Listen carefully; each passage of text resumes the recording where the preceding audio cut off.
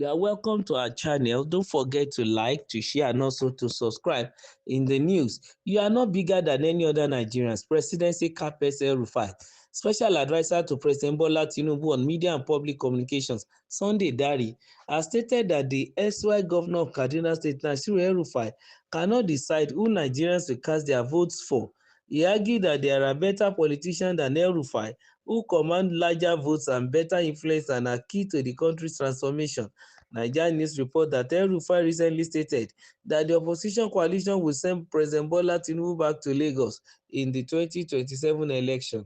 However, speaking during an interview on mic on a podcast published on Saturday, Dare asserted that El-Rufai holds no greater electoral value than any other Nigerians. He insisted that Tinubu's reforms could secure him a second term. Dare said, "Is El-Rufai 110 million Nigerians who will vote? How many voters does El-Rufai command?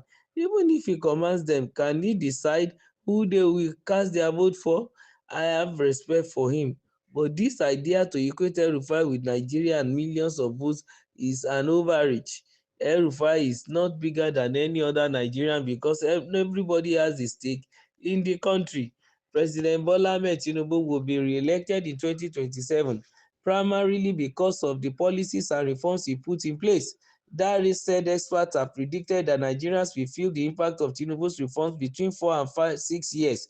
When you look at the alignment of policies touching on key sectors of the economy, the solid minerals, for instance, lithium and copper, the president has given focus to that sector.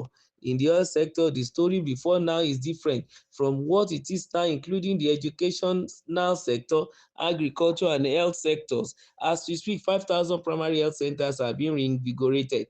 Already 1,000 are fully operational. Look at the sheer number of policies and initiatives that this administration has onboarded in just 2 years. You will see a leadership adept and conversant with development. But more critically, Tinubu is a president who understand that this giant Nigeria has been punched below its belt. These are the submissions of the special adviser to the president, Mr. Sunday Dare, on communications and media, and then he's talking to Sheun Okibaloye on mic on podcast, and he decided to give his own take too as regards the political permutations and situation that is going on currently in Nigeria. And like the presenter put it to him that El-Rufai is a force to reckon with. He said categorically that he respected the man, but then he is not different from other Nigerians. And if you look at what is going on currently, the strength and the importance of some of these people that come into the coalition is very, very germane. Some have electoral value, some don't have. I could remember the likes of Tinubu, who openly said that in that time before he wanted to run for president, that Muhammadu Buhari came to him and told him that, look, you have an electoral value. With you, you have 6 governors and you have not recorded a loss in election before. You have always been winning your election as a senator, as a governor. Tinubu has never lost election. Even as the president now, he never lose election. What was he trying to say then? He was trying to, Buhari is trying to paint the electoral value and political value of President Bola Ahmed Tinubu. And for an El-Rufai, there is Sunday Dare trying to tell us that is incomparable, as it were, even to the electoral value of President Bola Ahmed Tinubu, that El-Rufai cannot decide who Nigerians will cast their vote for, and that's just the reality. Because when it comes to voting in Nigeria these days, I think our eyes have opened. People look at so many things. For example, El-Rufai was denied the position of a minister, a ministerial slot in this administration, because the Senate tentatively and specifically rejected him. Why? Many petitions has gone ahead. He was formerly the governor of Kaduna State, and then it was in record that he went to meet the Boko Haram. Those are the bandits that are, unleashing mayhem onto the people of southern Kaduna, and he went to give them money. According to him, he came back publicly to tell Nigerians and the people of Kaduna that he has paid them and told them not to kill his people again. And to a large extent, where has that done in the world that someone will be aiding and abetting in quote, whether directly or indirectly, those who are enemies of the state, anti-state actors, and these people, their job is to just cause mayhem. And so it's difficult for any Nigerian to believe El-Rufai.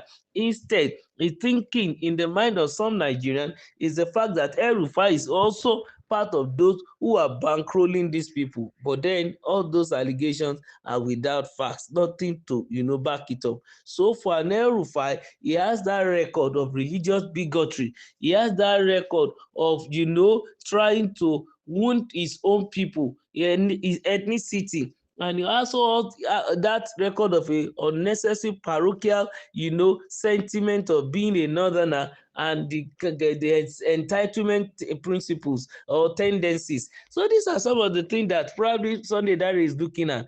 But on a good day too, he gave it to him that is, of course, an excellent person when it comes to public service and when it comes to deliverables. Yes, he's unique. He has his own good side.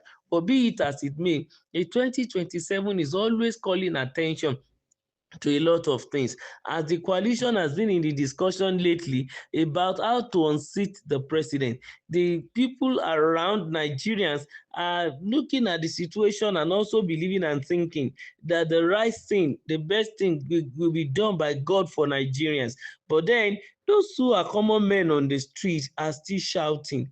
Their belief is that even though the international bodies, the big men, the so-called macroeconomic indices are giving a thumbs up and a tick and applause, even a yes to President Bola Ahmed Tinubu, a common man who is faced with a hike in price of food inflation, also the general inflation, even spike in price of fuel, petroleum, and all those things, and also transportation change. This set of people are already, saying that a lot of things are at stake here, and they can't see exactly the effect of the good that it is being said that President Tinubu is doing. But Sunday Dare is insisting that Tinubu's reform will secure him a second term. I also even said that some of the things that Tinubu is doing, that those who happen to be, experts in the field of economy are saying that those reforms are going to materialize between 4 to 6 years. And according to that, he said experts have predicted that Nigerians will feel the impact of Tinubu's reform between 4 and 6 years. 4 and 6 years. So Nigerians still need to be patient. I hope many people will not, lose their head before 4 years or 6 years. But really, the president needs to roll his sleeve and work more, even for Nigerians to enjoy. They are the ones that owns this democracy. Keep liking our channel. Don't forget to subscribe. Make sure you share. Give us your thumbs up. Thank you.